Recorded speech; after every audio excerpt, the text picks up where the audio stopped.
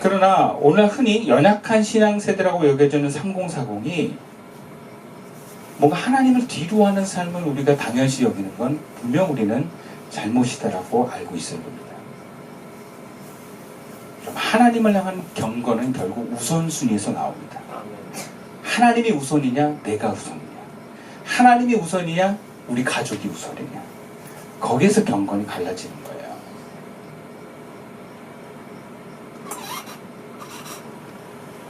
이번에 천국영신 예배 갔는데 다들 공간이 좋아가지고 막 애들 뛰어놀고 막 어른들은 막 먹고 얘기하고 막 좋은데 저하고 유라님만 방에서 누워 있었어요. 왜 그랬을 것 같아요? 네. 우리 나이가 정도 되면 이게 체력이 한계가 와요. 그러면 저도 그래요. 같이 얘기하고 놀고 먹고 싶죠. 근데 예배가 있잖아, 우리는. 만주를 해야 돼요. 그러니까 예배의 어떤 에너지가 부족하지 않게 해서는 쉬어야 되는 거야. 우리 나이 되면 다 그래. 굉장히 균형과 조화가 되게 중요하거든요. 그러면 거기서 내가 어떤 걸 에너지 쓰고 어떤 걸 포기해야 될지를 내가 잘 결정해야 되는 거예요. 놀고 싶고 쉬고 싶고 마음껏 누리고 싶은 건 좀 뒤로 하고 하나님께 예배하는 걸 쓰고 우선하는 거. 그게 몸에 자리 잡아야 되는 것. 그것이 경건이라는 거예요. 그래서 나이 들면 기분대로 시간과 물질과 에너지를 쓰는 게 아니라 조절을 하게 됩니다. 우선순위를 두고 물질을 쓰고 우선순위를 두고 시간을 쓰고 우선순위를 두고 에너지를 쓰는 거예요. 그 우선순위가 하나님이 될 때 그래서 그 하나님께 내가 먼저 물질과 에너지와 시간을 사용하게 될 때 그만큼 그 사람은 경건한 삶으로 나아가는 것입니다. 그래서 경건은 양의 문제가 아니라 또 많은 헌금을 하고 많은 시간과 많은 에너지를 쓴다고 경건이 높은 수준이 아니라 우선순위를 두는 거예요. 우선순위를. 그래서 이것은 내가 시간과 에너지와 돈이 적어도 얼마든지 경건한 삶을 살 수 있습니다. 그래서 예수님이 두렙돈 드리는 과부를 향해서 저 사람이 헌금 제일 많이 넣었다 그런 표현을 쓰잖아요. 왜? 그 여인은 자기가 먹을 걸 뒤로하고 그날 일당의 전부를 드렸기 때문에 그런 거예요.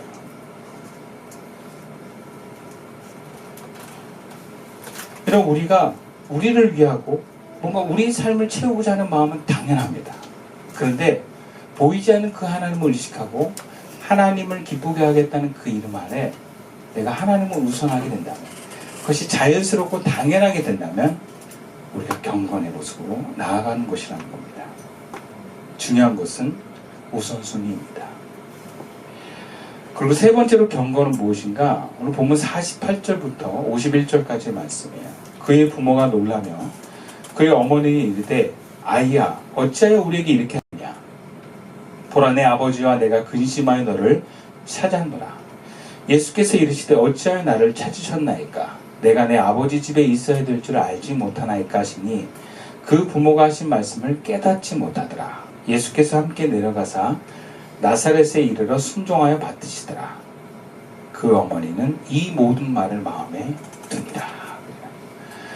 세 번째로 경건은요 이해되지 않아도 순종하는 것입니다. 예수님의 부모는 어린 예수님을 데리고 성전에 들어갔는데 잃어버렸습니다. 하루 이틀 못 찾고 3일째 되어서야 예수님을 찾았어요. 얼마나 화가 나고 혹은 얼마나 두려웠겠습니까? 3일 만에 찾았는데 그래도 인격적인 부모라 때리지도 않고 화내지도 않고 부드럽게 얘기한 게 그것입니다. 세 번역으로 얘기하면 그 부모는 예수를 보고 놀라서 어머니가 예수에게 말하였다. 얘야 이게 무슨 일이냐. 내 아버지와 내가 너를 찾느라고 얼마나 애를 태웠는지 모른다. 정말 성인 같은 표현이에요. 정말 이랬는지는 모르겠어요. 일을 안 모르겠는지도 모르고.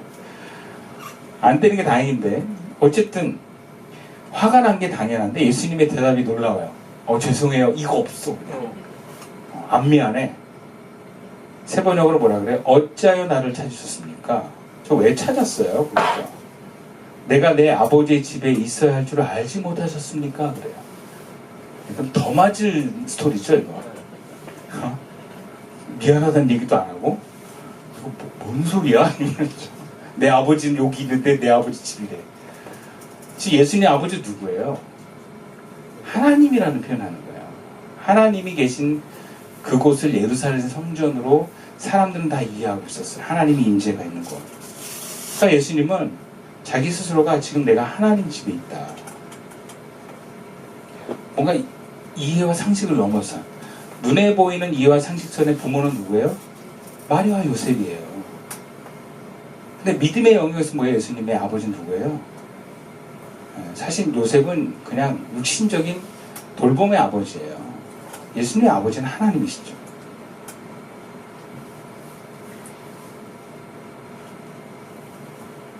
근데 귀한 것은 마리아입니다. 51절에 뭐라 그래요? 나사렛으로 돌아가서 예수의 어머니는 이 모든 일을 마음에 간직했다. 그래요. 그러니까 예수님의 얘기를 철없는 어린아이의 일로 치부하지 않고 미친 소리라고도 치부하지 않고 그 말을 듣고 말도 안 되지만 뭔가 하나님의 사건으로 마음속에 간직했다라는 거예요. 그리고 그 마음을 간직한 증거들이 성경의 곳곳에 나옵니다. 구체적으로 나오진 않았지만 첫 번째는 예수님을 키우면서 예수님의 정체성을 규정하거나 통제하려 하지 않았습니다. 그것이 마리아의 삶 전체에서 나타나요. 만약에 마리아가 예수님을 통제했다면 굉장히 많은 부딪힘이 있었을 거예요. 그렇지 않았어요. 보통 부모는요, 자식을 통제하려 듭니다. 그렇지 않나요? 자식 키워보면 알아요, 여러분. 정말 성질이 많이 나요. 그리고 또 두렵기도 하고, 애가 혹은 다치기라도 할까, 혹은 애가 문제를 생각할까, 굉장히 간섭하고 싶어 합니다. 네. 저희 집에서 저희 어머니가 우리 현이를 굉장히 간섭하고 싶어 해요. 또 공부를 안 하면 되게 화를 내요. 두려워하고. 한 번은 되게 센 얘기도 했어요. 그치? 네. 차마 얘기를 못 하겠는데, 현이가 막 그때 열받아가지고, 그러니까 너무 두려운 거야, 할머니가. 간섭하고 싶은 거죠. 통제하고 싶고. 옛날에 처음에 왔을 때는 할머니 막 아이패드 뭐 이거 숨기고 그 우리 다시 찾아내고 막 장난 아니었어요. 저랑 어머니랑 막 싸우고 숨기지 말라고 싸우고 애들 이렇게 키울 거야 막 이러니까 아우 그냥 생각하면 근데 그게 왜 그러냐 인간적인 마음에 그래요. 자기 생각에. 근데 저는 하나님이 우리 자녀들 키워가고 있다고 믿습니다. 제 역할은 물론 하지만 모든 걸 제가 통제해서 아이가 잘 클 거라는 생각이 안 들어요. 하나님이 커갈 것을 믿고 하나님이 하시는 거 보면서 허용하는 것들이 하나님을 볼 때 가능한 거예요. 그러니까 마리아가 그 예수님을 자랐을 때 그 마음에 예수님 이 아이의 아버지는 하나님이다. 그 마음으로 대했다라는 거죠. 아마 지금 여러분들이 자녀를 낳거나 자녀가 있는 부모들은 그 생각 하셔야 돼요. 이 자녀는 부모가 하나님이다. 내가 함부로 간섭하고 통제하면 안 된다. 두 번째로 마리아는 요한복음에 나타나서 보니까 가나안 혼잔치에 포도주가 떨어졌는데 예수님 보고 해결해 달라고 그래요. 그리고 종들한테는 야 예수님 시킨 대로 해 그래요. 그게 어디서 나왔겠습니까? 다 마음에 간직한 거예요. 예수님의 아버지는 하나님입니다. 여러분 예수님의 아버지가 하나님은 예수님 뭐예요? 메시아예요. 하나님이에요. 또 예수님이 십자가에 돌아가셨을 때 침묵으로 동행합니다. 아이고 내 아들 죽네 그러지 않았어요. 아이고 우리 아들 불쌍해서 어떡하나 그러지 않았어요. 하나님의 아들이 십자가에 죽어가심을 묵묵히 곁에서 바라봅니다. 물론 눈물을 흘리셨겠죠. 그리고 예수님이 죽고 제자 공동체가 있던 예루살렘을 그 어머니도 떠나지 않습니다. 그 초대교회 공동체에 그 마리아가 함께합니다. 그 동생들은 그 초대교회 공동체의 리더들이 됩니다. 경건은 그런 겁니다. 예수님이 하나님 되심을 믿고 내 기대와 내 생각으로 말하고 행동하는 게 아니라 세상적인 이해와 상식을 넘었다고 해서 하나님을 원망하는 거나 무시하는, 사람을 무시하는 것이 아니라 하나님을 신뢰하면서 뭔가 이성과 합리를 넘어선 그 십자가의 길을 우리도 가는 거예요. 십자가가 상징하는 게 뭐겠습니까? 자기 포기예요. 내가 세상적인 생각으로는 포기해야 될 이유가 없는데 하나님 때문에 내가 공동체를 위해서, 이웃을 위해서 포기하고 가는 것이 십자가입니다. 공동체도 마찬가지예요. 교회가 어떤 교회로서의 역할을 해나가는 과정에 이성과 상식적으로 좀 말이 안 되지만 하나님의 뜻이다 하고 순종해 가고 어떤 선택을 하는 것이 교회가 가져야 될 경건입니다. 물론 이성적으로 합리적으로 이해되지 않는 행동인 것은 분명합니다. 그런데 중요한 것은 이성과 합리를 넘어선 감동이 우리들에게 있었다는 거예요. 하나님의 뜻이 우리에게 느껴졌다는 거예요. 그래서 우리는 그것을 이성과 상식을 넘어서 순종했던 사람들이라는 것입니다. 그게 우리 시선교회의 핵심의 어떤 중심에 살아있는 정신입니다. 그러니까 지금도 저희 리더들한테 제가 얘기를 해요. 여러분 리더들 중에 하나님의 감동과 하나님 뜻에 순종할 마음이 없으면 리더를 하시면 안 됩니다. 그래요. 그걸 늘 묻고 또 제가 그것을 확인까지도 합니다.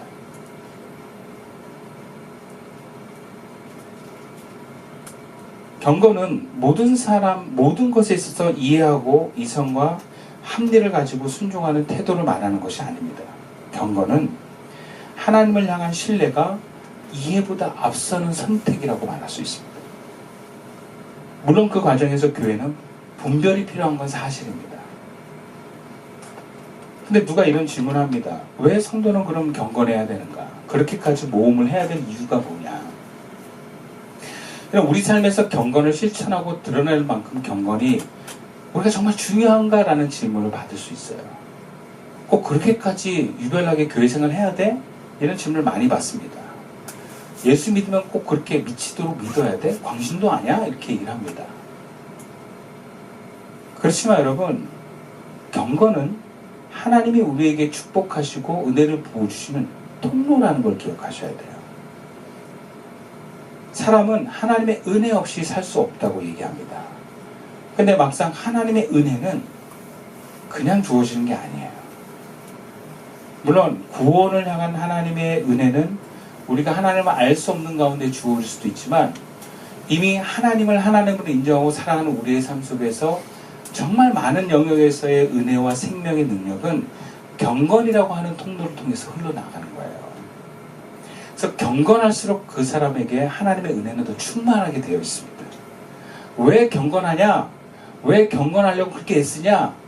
우린 더 하나님의 은혜를 갈망하기 때문에 그렇습니다.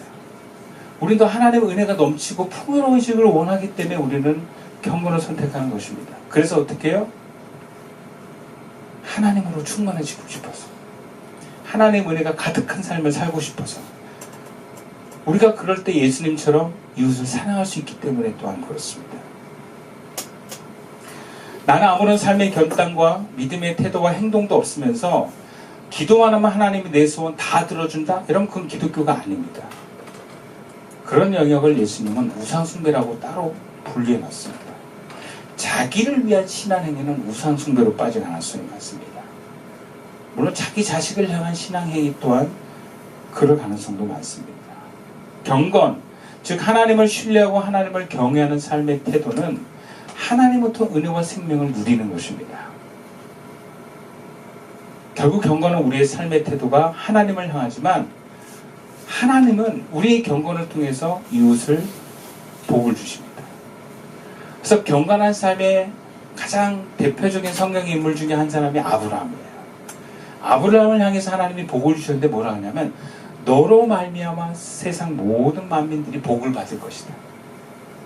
너를 축복하는 자는 내가 축복하고 너를 저주하는 자는 내가 너를 저주합니다. 이런 표현을 씁니다. 하나님 우리에게 경건을 허락하시고 경건을 통해서 복을 내리는 것은 우리 통해서 우리만 복받는 것이 아니라 우리 주변이 복을 받고 은혜가 넘치게 하기 위한 것입니다. 그래서 우리는 경건이 필요한 것입니다.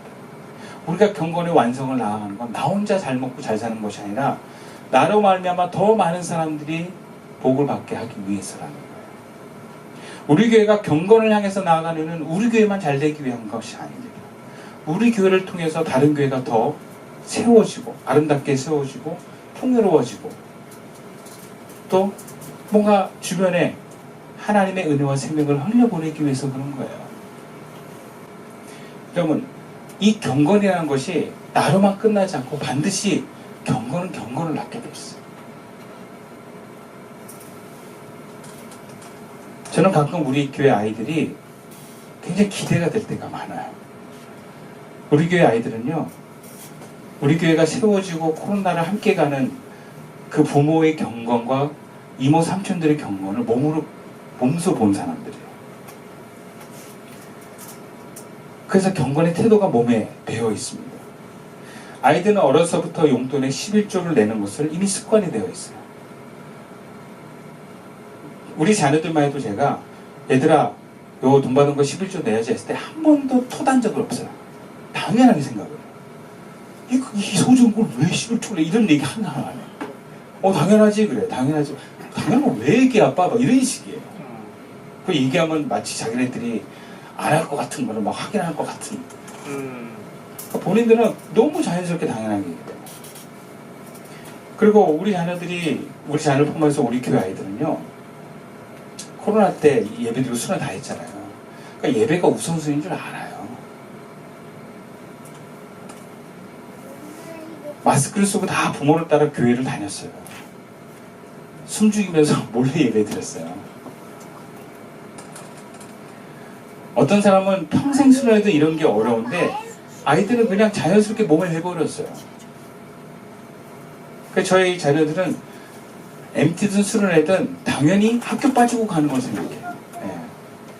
학교를 다 다니면서 MT 다 따라다니지 않죠. 우리는 무조건 그거 결석기 내고 당연히 수련회 가고 MT 가는 거예요. 우리 좋아요. 아싸 학교 안 가더라. 그 우선순위가 돼버린 거 몸에 밴 거 어렸을 때부터. 그 아이들이 얼마나 귀합니까? 그러나 우리가 이런 신앙의 삶을 경건을 우리 몸에 배어지기까지 시간이 오래 걸립니다. 사람마다 물론 어떤 거기에 힘을 내는 게 다를 수 있겠지만 경건은 여러분 계속 성장해 나가는 것입니다. 완성해 나아가는 거예요.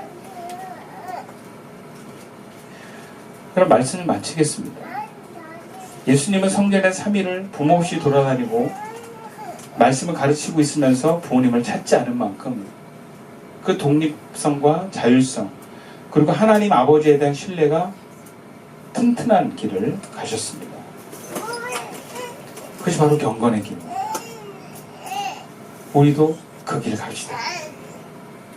2026년 우리 교회 성도들 한 사람 한 사람 모두가 자기의 경건 또 공동체의 경건을 함께 세워가면서 원상에 나아가기를 주님의 이름으로 축원드리겠습니다.